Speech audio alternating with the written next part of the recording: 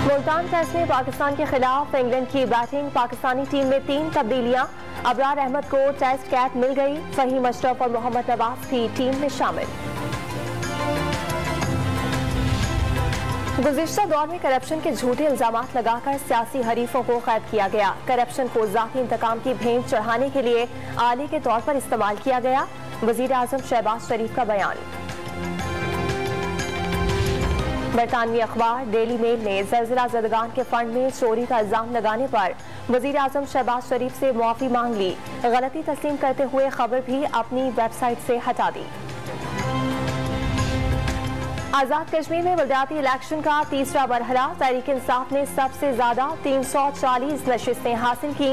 नून league 215 सीटों के साथ दूसरे और पीपल्स पार्टी तीसरे नंबर पर रही। 284 आज़ाद उम्मीदवार भी कामयाब। अमरीका का फौजी अखराजात बढ़ाकर $858 अरब तक करने का फैसला। इजाफी बजट से फौजियों की तनख्वाहों में इजाफा किया जाएगा। हथियार भी खरीदे जाएंगे। और फीफा वर्ल्ड कप में क्वार्टर फाइनल मुकाबलों का आगाज आज से होगा। आज 2 मैचेस खेले जाएंगे।